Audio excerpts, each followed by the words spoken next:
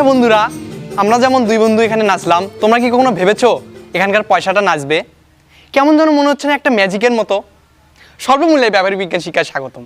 আজকের এই পরীক্ষণটির মাধ্যমে আমরা বায়বীয় পদার্থের প্রসারণ পর্যবেক্ষণ করতে পারবো।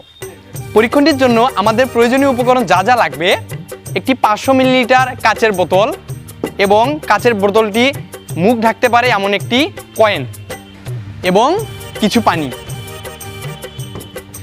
বোতলটি থেকে কিছু পরিমাণ পানি নিয়ে তা বোতলের মুখে লাগাই।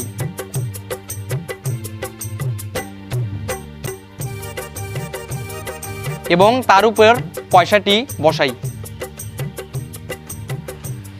এখন যদি দুই হাতের তালু ভালোভাবে ঘষে তা বোতলের দুই পাশ থেকে চেপে ধরি, তাহলে পয়সাটির অবস্থা কি হয় তা পর্যবেক্ষণ করি।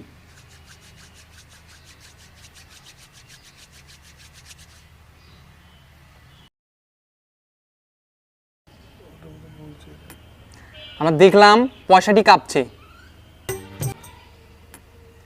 আমরা দেখতে পেলাম আবারও পয়সাটি কাঁপছে।